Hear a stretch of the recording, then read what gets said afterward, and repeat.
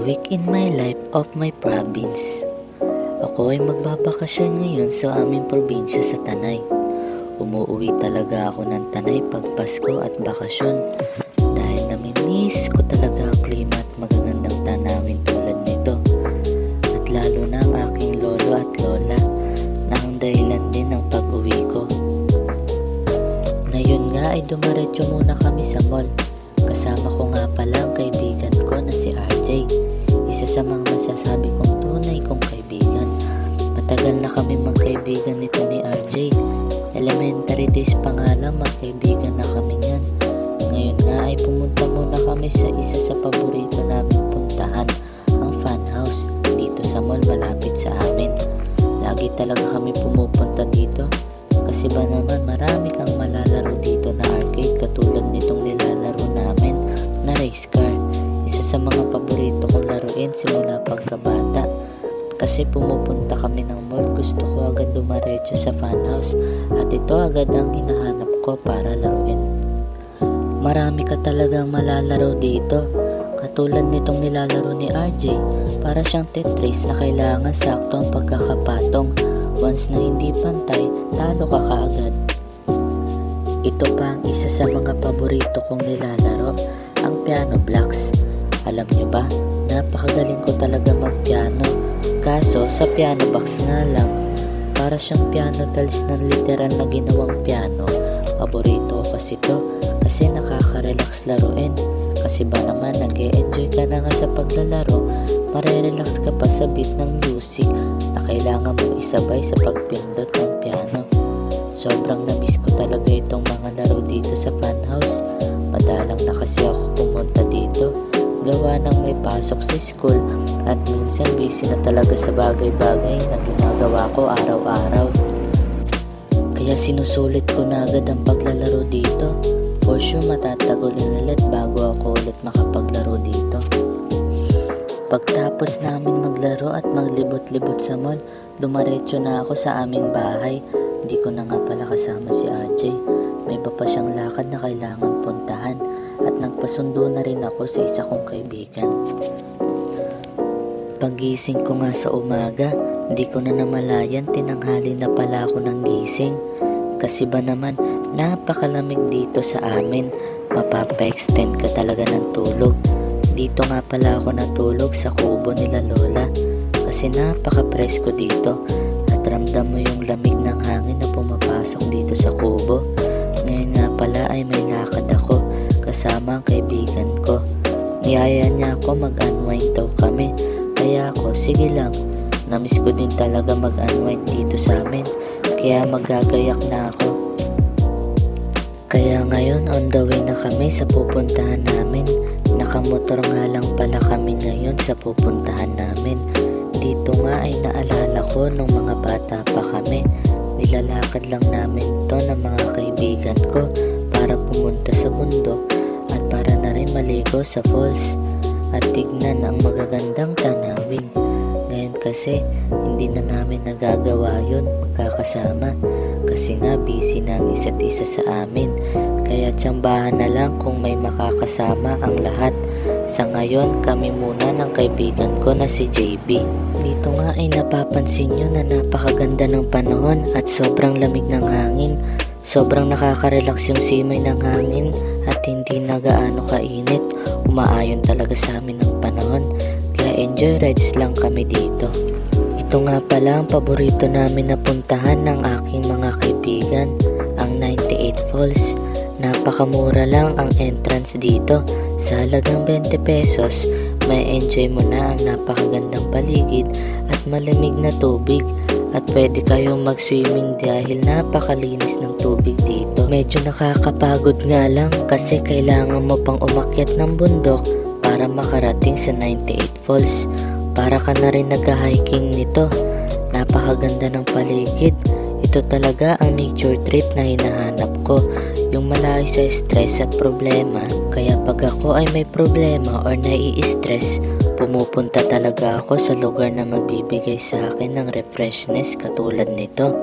So yun na, malapit na kami sa falls. Halatang pagod na ang kaibigan ko na si JB. Same nga pala kami ng school, sa PMI din siya nag-aaral at magkapit-bahay din kami niyan. Isa din siya sa mga solid kong kaibigan. At ngayon nga ay nagpapahinga na lang kami saglit dahil malapit na rin naman kami. Nakakapagod talaga umakyat dito sa bundok, pero okay lang kasi na-miss ko talaga yung ganito. Yung pagod kayo pero worth it sa dulo. Nandito na nga kami sa 98 Falls. Ang swerte namin kasi walang tao at solo namin ang paligid.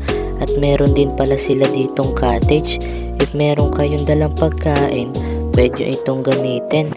Napakaganda dito at sobrang lamig ng tubig at napakalinis pa. Nag-ikot-ikot pa kami sa paligid. Hindi ko na nga pala nakuhaan ang pag-swimming namin sa falls. Kasi ba naman nakalimutan kong iset sa video. Kala ko kasi naka-play na. Na-excite kasi ako magtampisaw sa tubig. Ngayon na lang kasi ulit ako nakapag-swimming dito. Sa tagal din kasi hindi ako nakauli dito sa probinsya. Kaya sinusulit ko talaga ang gantong pagkakataon. Pababa na nga pala kami sa falls dahil meron pa kaming isang pupuntahan ng kaibigan ko. Napag-usapan pa nga namin dyan nung mga bata pa kami na dati-rate pumupunta pa kami dito. Kahit nakakapagod, okay lang basta makapag-swimming lang kami ditong magkakaibigan. Napakaganda talaga ng paligid dito, yung natural lang at malayo talaga sa kabihasnan. At ang simoy ng hangin ay napakalamig talaga at napakalinis na galing mismo sa kalikasan. Kaya nga dapat talaga pangalagaan natin ang ating kalikasan dahil tayo din naman ang makikinabang dito na mas makakabuti sa lahat. Ngayon nga ay pupuntahan na namin ang isa sa palagi namin pinupuntahang magkakaibigan na merong magagandang overlooking na matatanaw mo ang mga bundok sa Tanay Rizal. Medyo malayo nga lang siya, siguro mga 30 minutes bago ka makarating dito. Dito nga ay nagpahinga muna kami dito ni JV. Dito talaga kami nagpapahinga pag kami ay may problema. Pumupunta kami dito at dito namin pinag-uusapan ang mga problema at buhay-buhay na kinakaharap namin. Ngayon nga ay Christmas Day na. Kasama ko nga pala ang family ko. Pag dispiras talaga ng Christmas ay nagsisimba muna kami para magpasalamat sa Diyos sa lahat ng blessings na ibinibigay niya sa amin. Nandito nga pala kami sa Regina Rica, isa sa mga dinarayo dito sa Tanay. Dito nga pala ay nag-work si Papa, kaya dito talaga kami lagi nagsisimba. Napakaganda talaga dito at napakatahimik, malayo sa ingay ng paligid. Kaya pag gusto nyo ng tahimik na lugar, tamang-tama ang lugar na ito para magpahinga. Kaya nga tinatawag nila itong sacred space dahil sa malayo sa ingay at tunog ng kalikasan lamang ang maririnig mo dito. Ngayon nga ay papunta na kami sa chapel dahil 30 minutes na lang malapit na magsimula ang misa dito. Dito nga ay medyo makulimlim at sobrang lamig ng simoy ng hangin. Sobrang lamig talaga dito, lalo na pag bandang hapon na. Kaya dapat may baong kang jacket, for sure lalamigin ka sa lamig ng hangin dito. Kung gusto nyo pala pumunta dito sa Regina Rica, bukas pala siya ng Wednesday to Sunday, 8 AM to 5 PM. Ang address pala nito ay Sitio Aguho, Sampaloc, Tanay Rizal. Siguradong pag napuntahan nyo to, marerelax at marerefresh ang sarili nyo. Araw-araw din may misa dito. Kaya nga pag may free day ako, ito ang isa sa mga pinupuntahan ko para magpasalamat sa ating Ama sa mga blessings na binibigay niya para sa atin. Nasa loob na nga pala kami ng chapel. Napakaganda ng chapel dito. Puno ng decoration ng ilaw at parol. Dito nga ay hinihintay na lang si Father para makapag-start na siya ng misa. Pagkatapos nga nitong misa ay umalik muna kami kay Baby Jesus para sa kanyang kapanganakan at pagpapasalamat na rin sa lahat.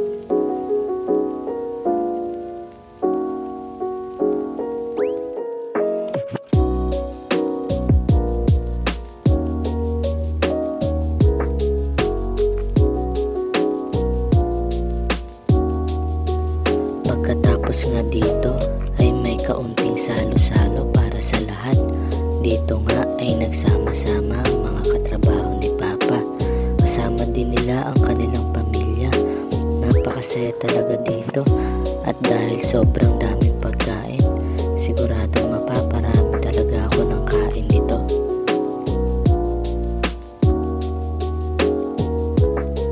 So yun nga, hanggang dito na lang ang aking A Week in My Life of my province vlog.